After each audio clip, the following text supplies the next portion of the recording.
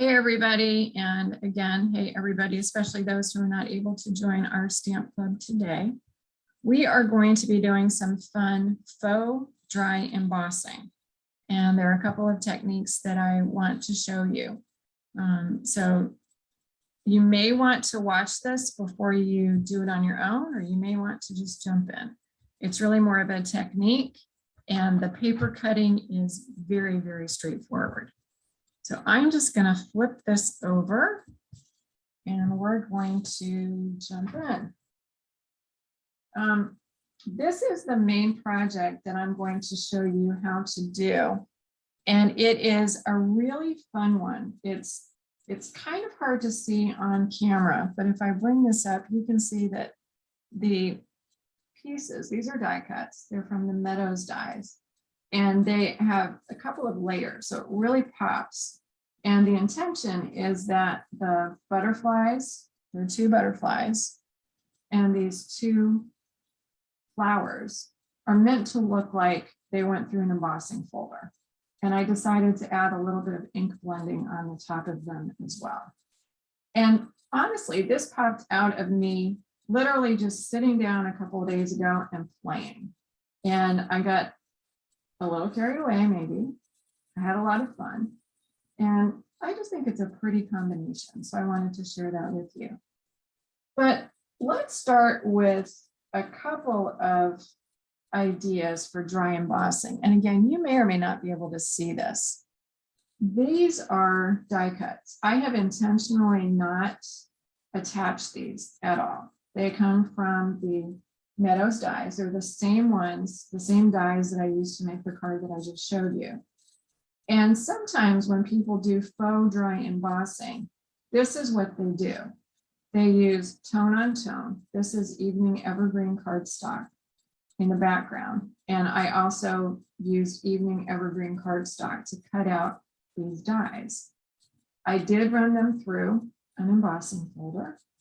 And what I will do when I decide how I'm going to arrange these is simply attach these pieces to the cardstock. And it will look like I put it through an embossing folder. So that's one way to do faux dry embossing using color on color. And you can imagine if you had white on white, how elegant that can be. It can be really pretty for a wedding card, anniversary, or sympathy cards look really nice in that combination as well. But we're going to step this up a little bit. At least I think this is stepped up, and we're going to have some fun. This is a slimline card. It will fit into an A10 or a legal size envelope without any problem. And I'm going to show you how I made this by essentially mimicking most of it, although I am going to switch a couple of things up. For the card base, since these sizes are so simple, I have not printed anything that talked to the size, but this is a piece of 8.5 by 11, and I've cut it so that it is 8.5 by 8. So this was 3 inches longer. This was 11 inches long. This is still 8.5 inches high. So you are going to cut a piece of 8.5 by 11. You're going to put that piece into your cutter with the 11-inch side on the horizontal and cut off 3 inches. And that will give you a piece that ends up being 8 inches by 8.5 inches. And then to get this as a card base, super simple. You're just going to put it onto a scoring board and score it down the middle. And I put it on the 8-inch side. And you can see that it's 8 by 8.5. So I am simply going to score this right down the middle at 4 inches. And this is the size that I use for a slimline card. There are a lot of different sizes that people use to make slimline cards. And I'm sure you know there are mini slimline cards as well. But I like this because it's really easy to cut from a standard piece of paper. And it just makes a really nice size that will fit into a legal envelope. So that's going to be my card base. And you can see that that's exactly what this card base is, that 4 inches wide and 8.5 inches tall. Now, I wanted to use the 5 in colors that are retiring. And I decided to kind of mix them up. The card front starts with a piece of the beautiful bumblebee color. I'm going to miss this. I really, really do like it. And I cut it so that there's a little bit of a border on either side, on the left and on the right. This is 3 3/4 wide by 8.5. So again, it's super easy to cut because you're going to put a piece of 8.5 by 11 into your paper trimmer. And on the 11-inch side, you're just going to cut that at 3 3/4. So 3 3/4 by 8.5. And it gives a really nice area that you can work with. I think that's one of the things that I do enjoy about slimline cards is that there's just quite a bit of space to put a design. And obviously you can do them in the landscape view as well. This one will be a portrait. I'm going to be using a lot of the stamps from the Quiet Meadows stamp set.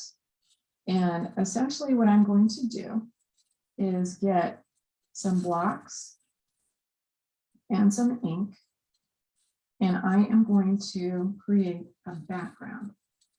So the first thing I did on this card was I created the entire background. And I've done pieces similar to this before. I do love grunge look, and I just wanted to, again, kind of pay respect to many of the colors that will be retiring. I do want to do some tone on tone. So the first one, the first ink I'm going to use is actually Bumblebee. And I'm going to use 2 of the stamps that are in the Quiet Meadow stamp set. These are 2 that I'm going to use, and I'm going to use Bumblebee with those. And I'm just going to stand up so I can get some good leverage on these stamps. And I'm going to bring this in just to kind of show you where and this is just my thought, where I put the flowers. You can see I put flowers here behind the die cut, and I put flowers here behind the die cut. I wanted to have kind of a multi-level view of flowers on the design. So I am going to ink up this stamp and make sure that I have it nice and juicy, just looking at it from the bottom. And I'm going to kind of sort of mimic this. And the nice thing about this too is that the images don't have to be perfect because they're going to be hidden. There are going to be a lot of layers of visual ink on this project. So perfection is not necessarily exactly what we're going for. And then I want to bring this flower down just a tad and tilt it just a little bit, because I want them to look like they are grouped, but not absolutely identical. And that looks pretty good to me. I'm going to continue that tone on tone. I do like tone on tone. I love stamping the same color ink onto the same color cardstock. I think it just is a super pretty kind of pattern. I'm going to start getting the background piece a little inky because I'm going to go off the page just a tad. I want to get this flower so that it looks like it's up in the corner. And when I move it, that will be nice and pretty. And put a couple more down on the bottom.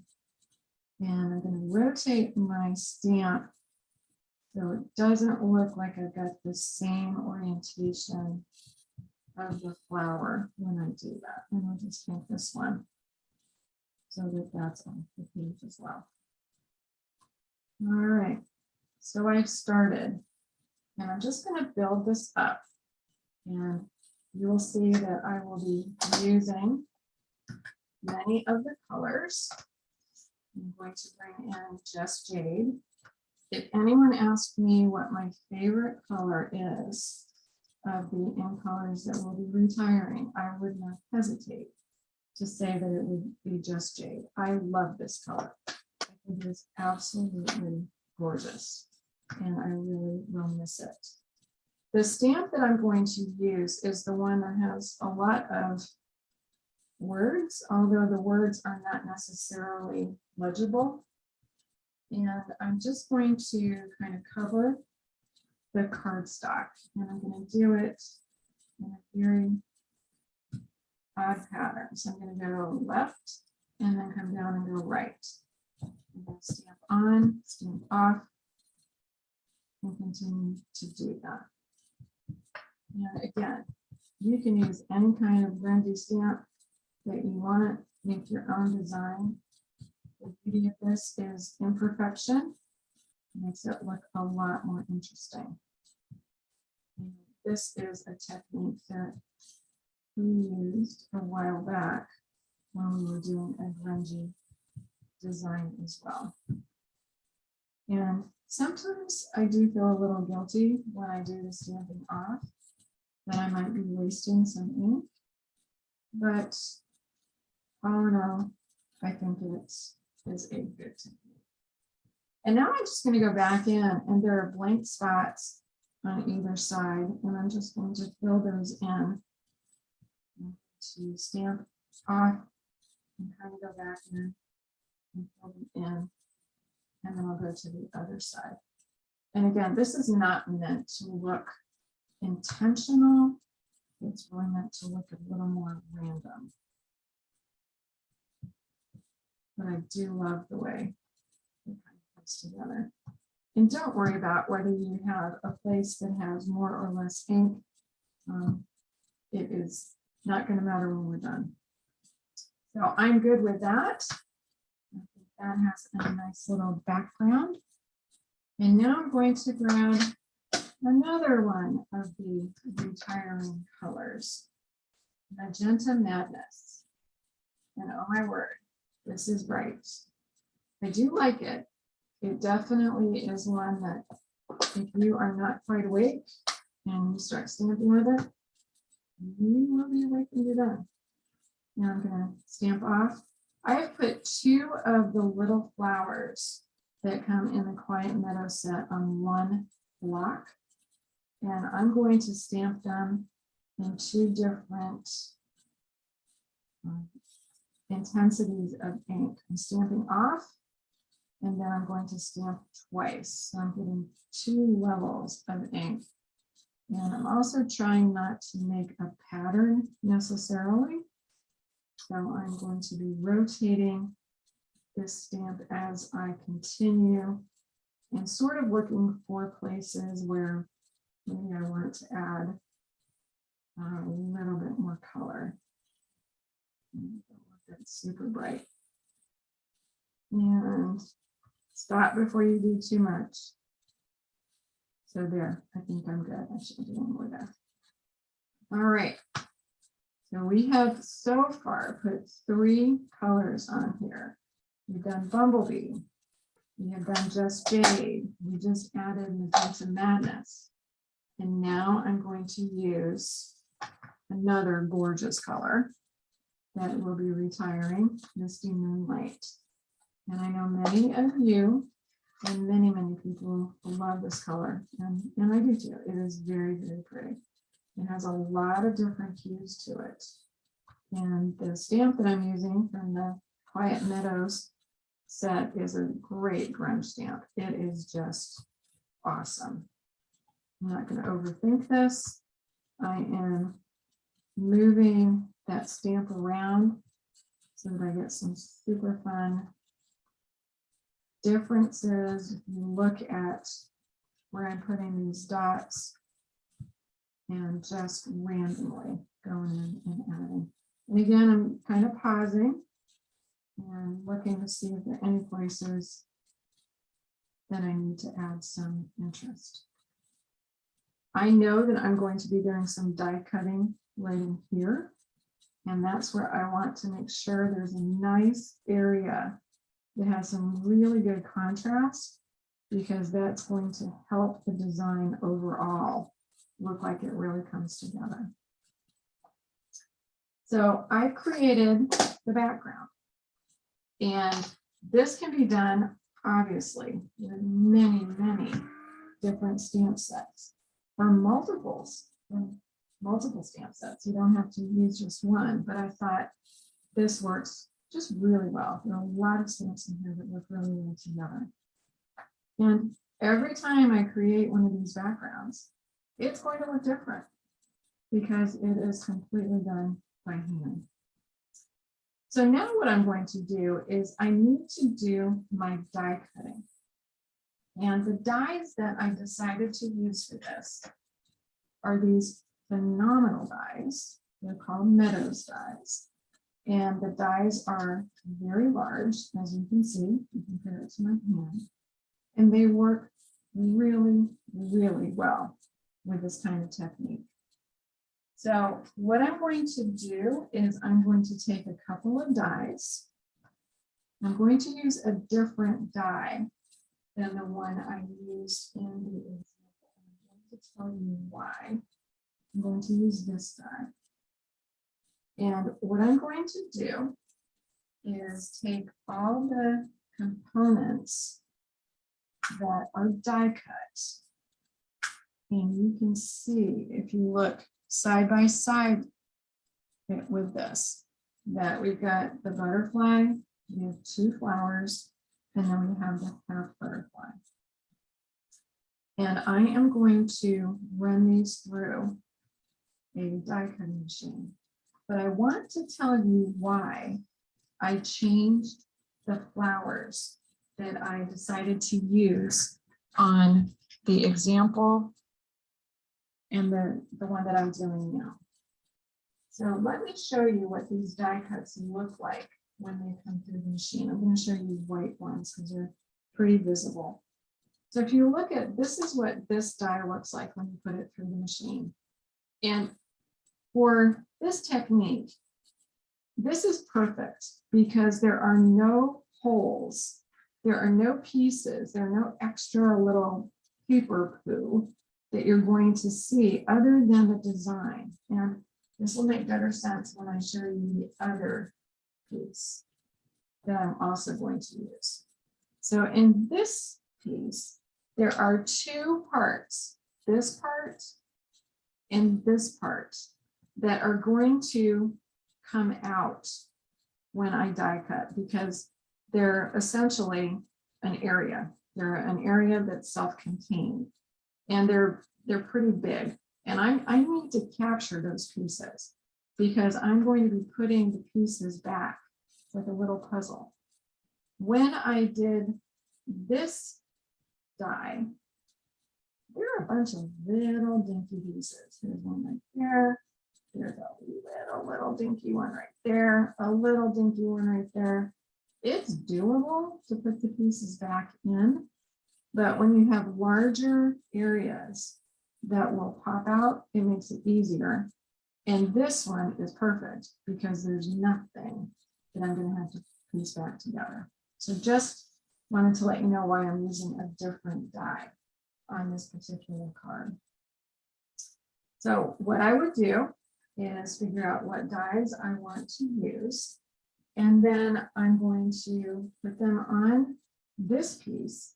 And I'm going to run them through my die cutting machine. Now, I did not want to bore you guys to death watching me do die cutting. So I decided that I would run everything through before we got together. And I'm just moving things out of the way. And I'm going to show you what my piece looks like after I did that die cutting. So obviously I have stamped a second piece, but I did the exact same thing that I did on the right.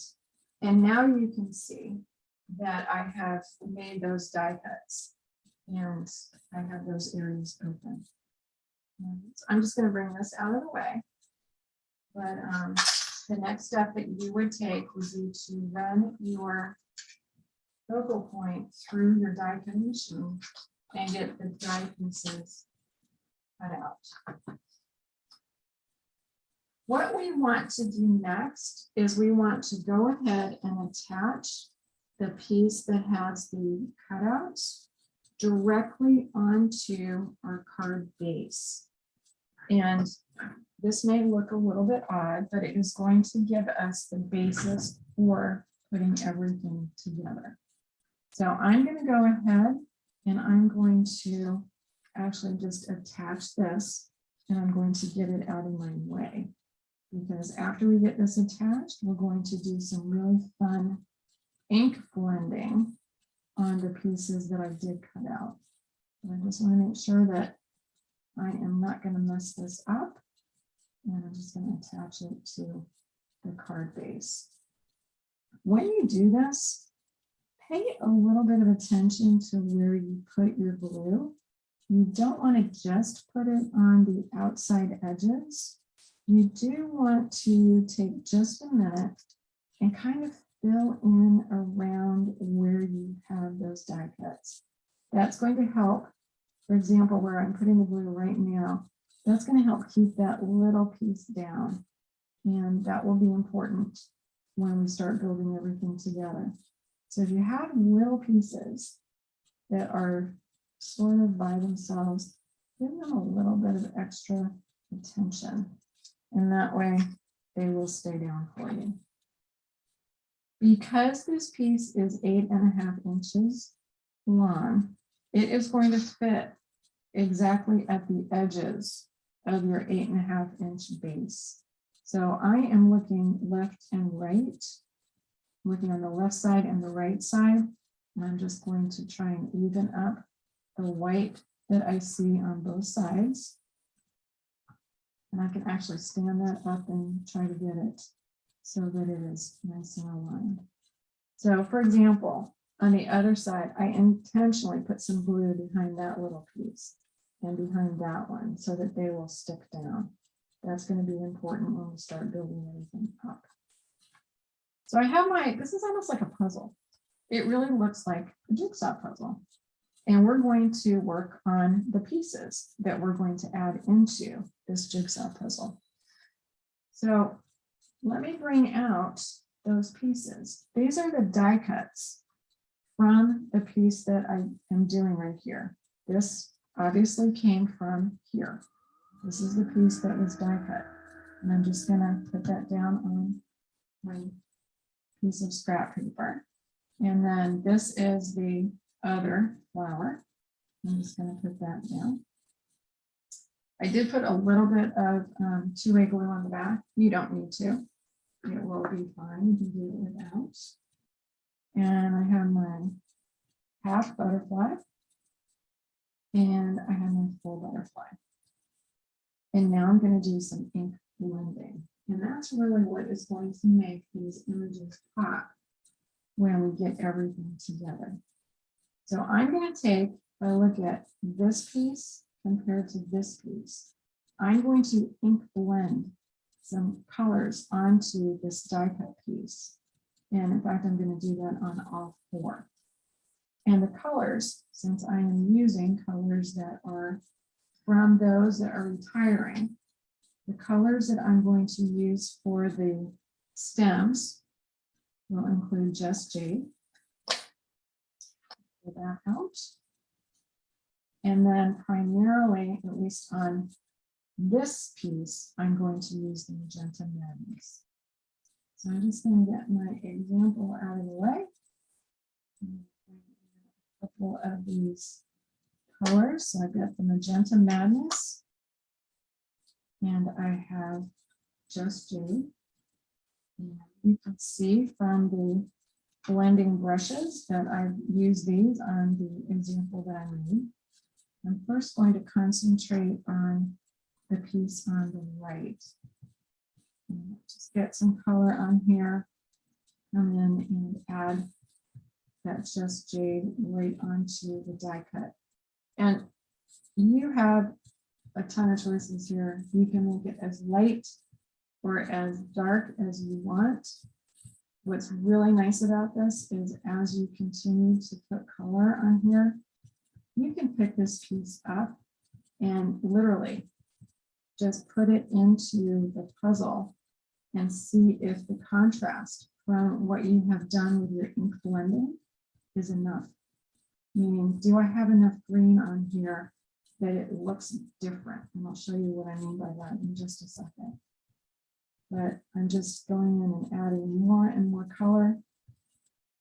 And trying to get it to really start taking that color.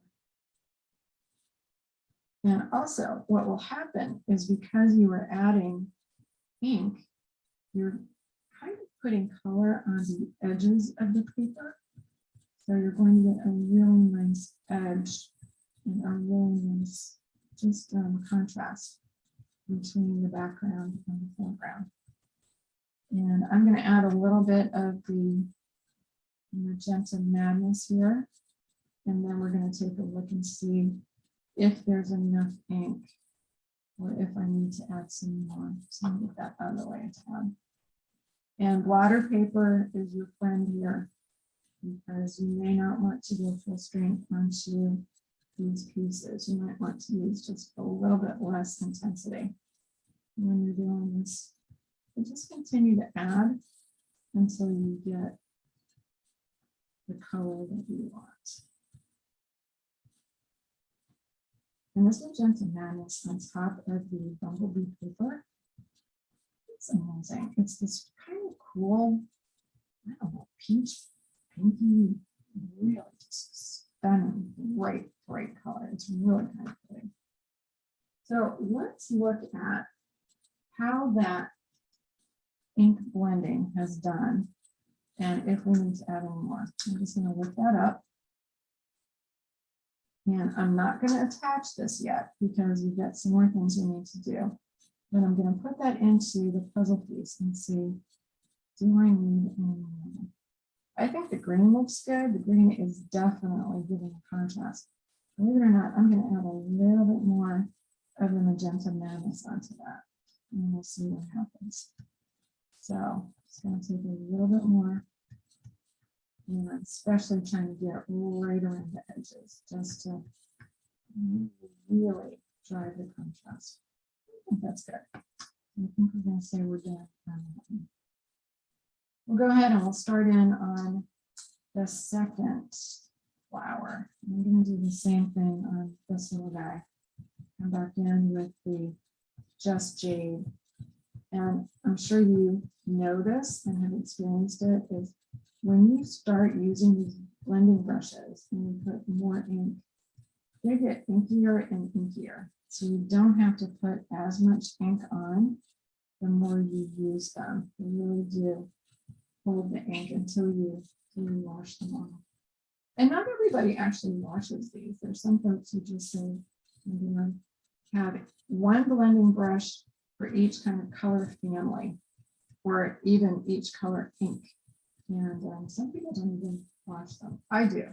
I definitely do. I don't know that I could leave them not wash. All right. I've got my green. Now on this one, I'm debating on the color that I'm going to use. On the one that I did here, I put blue and the Magenta Madness. So you know what? Why not? Let's just see. Even though it's a different flower, I want to see what it does. So I'm going to grab another blending brush. Put in some of this misty moonlight on the flowers. I'm just going to see what happens.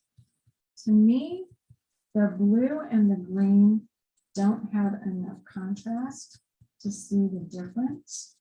but I didn't want the two colors of flowers, the Magenta Madness and these flowers, to look exactly the same. So I'm going to create this kind of purpley color by putting some Misty Moonlight on first, and then I'm just going to come back in and I'm going to add a little bit of the Magenta Madness. And it's really kind of pretty. It's definitely a darkish purple, but it's different enough so that it doesn't look like it's exactly the same colors. And I wanted these two flowers to look a little bit. All right, so let's do the same thing. Just going to bring this over really quickly, pop that in and see, is there enough contrast? I think there is. I think that looks good. All right, so we just have our two butterflies to do. And the top one, I'm going to mimic what I did. So this one, I started with the green, believe it or not. So I'm coming back in with my green. And my green, with my green. And I'm just going to go over this kind of lightly. But I want to get some nice color on there. And then I'm going to come back in because I want the outer wings to have some contrast. So I've added my Just Jade. And I'm going to bring in my Magenta Madness. And I'm just kind of flicking that on the edge of the wings, just to give it a little bit of a different light. And that's kind of how I created that one. And then for the butterfly on the bottom, I essentially did the same thing. I think I just got lazy because I thought that looked pretty good. So why not do it again? So I'm just going to add some green to this little guy. And then I'm going to come back in and put a little Magenta Madness right on the wing. Just to give it a little bit of definition. And you may get a little inky doing this, but it's all good. It's a lot of those things. It'll be fine. So I've got my 4 pieces. I'm going to get this ink out of the way, because if I don't, I will definitely be wearing some of it. And I did when I was making the example. But it's a really fun and pretty quick way to get some really interesting color onto these die cuts. So the next thing that we're going to do, and I did mention beforehand that it would be a good idea, if you have time, to cut out some extra die pieces. So for each of these die cuts, and I'm just going to pop these onto a clean piece of paper so you can really see what I'm doing. For each of these die cuts, I need 2 just plain old white of the same shape, because I'm going to start building up my puzzle. So I need 2 whites of each of the flowers. I need 2 whites for each of the butterflies. And yes, I did a bunch of die cutting beforehand, but pretty mindless. So it's something I do a lot of die cutting when I'm watching TV with my husband, and feel like I need to be doing something productive while we're watching the show. So here's what we're going to do with these. We are going to take 2 of the white pieces, and we are literally going to put them right back in to the puzzle. We're going to build up the depth. And I'm going to do this flower first. I'm just going to move this out of the way. I'm hoping that oh yeah, it doesn't have ink on the back. Okay. So this is going to be my piece here. So this is a die cut piece. And what I'm going to do is I'm going to put some glue on this. And I'm going to pop that right in here. And I'm going to do the exact same thing with the second die cut of the sheet, because I want to build up the height. I want this to look like it's a faux dry embossing piece. And you don't need to go completely mad on the adhesive. Make sure that when you do this, that you are putting adhesive on at least the bottom of the stem, because you want that to stay put, and on the larger parts of the different pieces. You don't need to have it everywhere. I like reverse tweezers because they are helping me hold this as I'm looking at this overhead. And it's a puzzle piece. It is going directly into that opening. And I'm just pressing that down. And now for all intent and purpose, if I run my finger over that die cut that I just put in and the bumblebee paper, they're at the same level. But I want to build this up some more. So I'm going to put one more layer on top of that. And again, I'm going to put my reverse tweezers and I'm going to turn that over. And I'm going to do the exact same thing. Now, this I find kind of relaxing. I feel like I'm definitely building a puzzle and having some fun with the layering. Depending upon the weight of the cardstock that you're using and your own personal preference, you can figure out how many layers you want to do. You don't even really have to do the layering. You could just put in this piece, the one that you did. I could have put that in where I just put in the white piece. But again, I'm trying to make this look like it is a faux piece of embossing. Just going to put that again right on the top.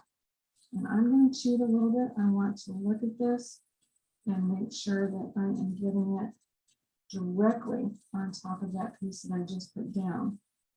And now, when I run my finger over, I can feel that this is higher, that it definitely is giving it a little bit of height. I can tell that I did not get a good bit of blue in there. I will come back after. I'm not going to worry about that right now because I can fix that when I'm done. And I'd rather do all of the places that I need to fix rather than do one at a time. So I've chosen to put in 2 pieces of white cardstock to build this up. You can put in however many you want. Now I'm going to put the piece that we did our blending on the top. And I want to pause here because the beauty of this is a couple of things. The image literally pops because it's dimensionalized, but also the stamping, the design is continuous. You know, the letters that are in here, any kind of background where you can see the flowers, or you can see these little itty bitty flowers. It all continues. So it is a really, really fun way to add some interest to that background that you created. I'm just going to put a little bit more glue on here and pop this one. And then the other piece that I'm going to put in is just one little difference in terms of how I'm going to build that flower up.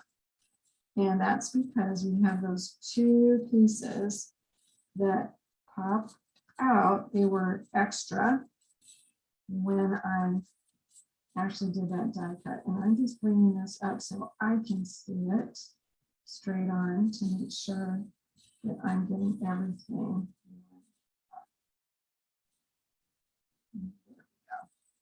And if you do have some extra glue on the sides, what I suggest is grab a little piece of scrap paper and just kind of collect it.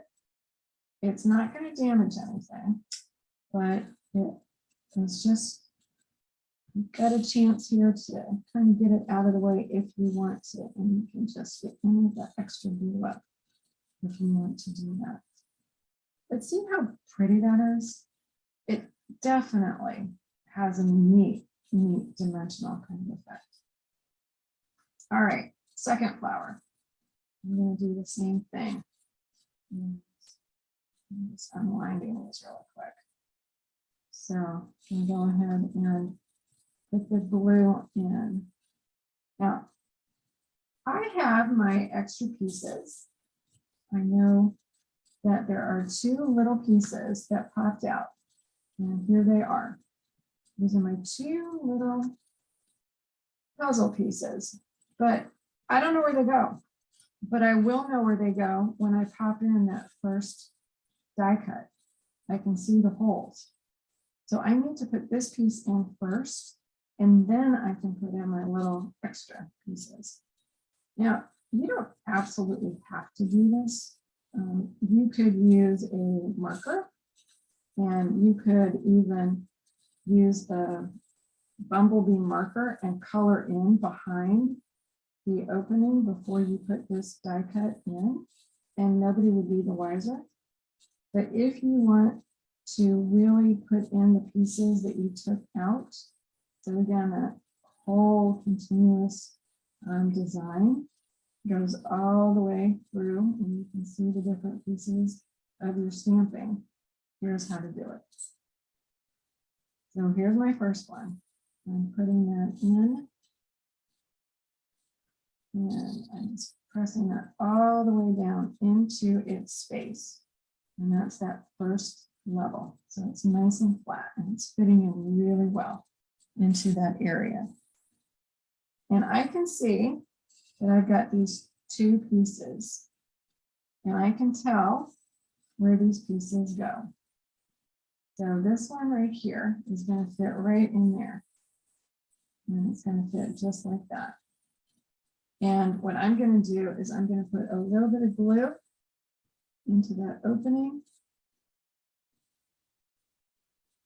And then I'm going to use my tweezer, and I'm going to plop in that piece. And I wanted to do that because it has the continual image of what I stamped.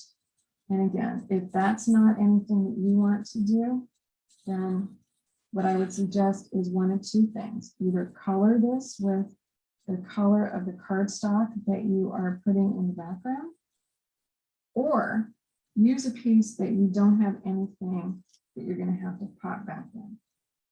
Either way, it's going to be just fine. And then I'm going to put in my other one and plop that in as well.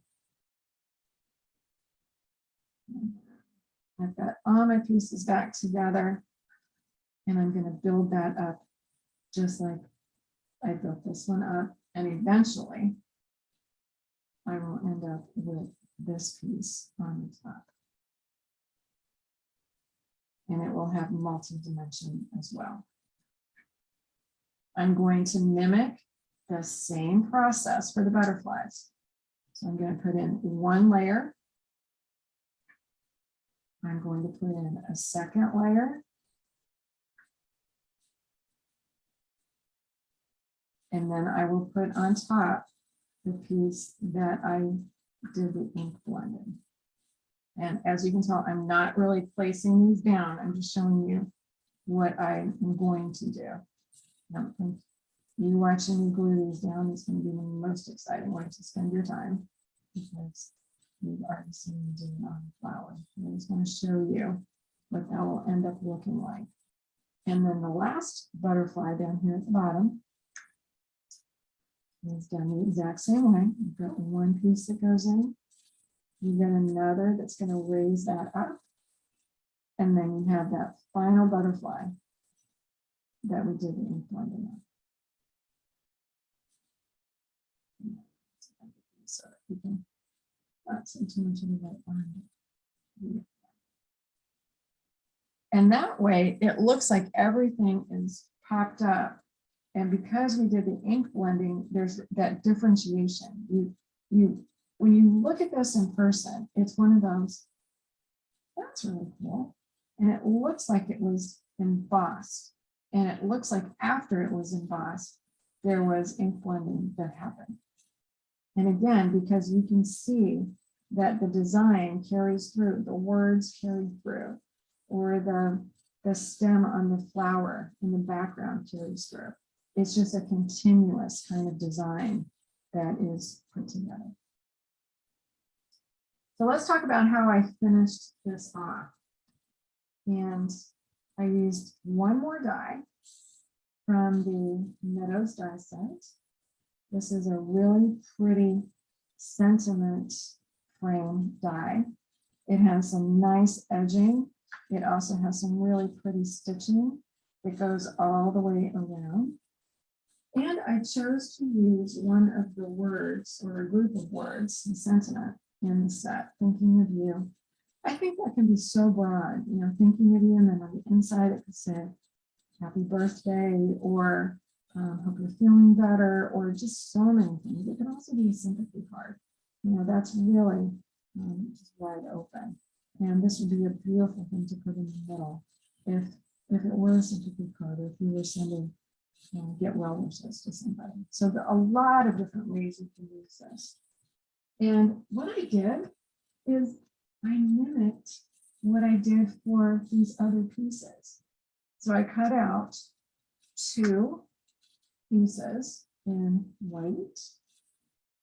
I stamped using the last color of the in colors. I used all the other 4. I used cinnamon cider, and I used the sentiment thinking of you.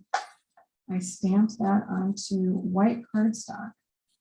And then because I wanted the thickness of the sentiment to mirror the thickness of the pieces that are on here, if I tilt this piece up, you're going to see that thinking of you is pretty cool. It's 3 pieces that are glued together.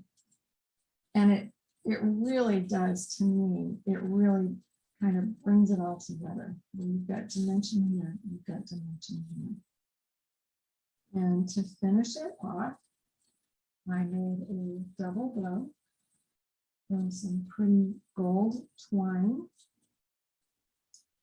And I just tucked one of the tails behind the sentiment piece. Put a little bit of tape on that tail on the back. And cut the tails so that they're a nice little look. I did use dimensionals when I put the sentiment on. And one thing when you put the dimensionals, be careful where you put them. You've already got these stems that have height. You don't want to put your dimensional on something that already has height. You want to put your dimensional on the cardstock, on the, in this case, the bumblebee. So think of it this way. When you figure out where you're putting your sentiment, so over here, I would take my sentiment and I would figure out where I want it to go. I'm not going to put the dimensionals on the back of the sentiment because I may mess it up and get it on one of those stems. I'm going to put the dimensional in between those stems.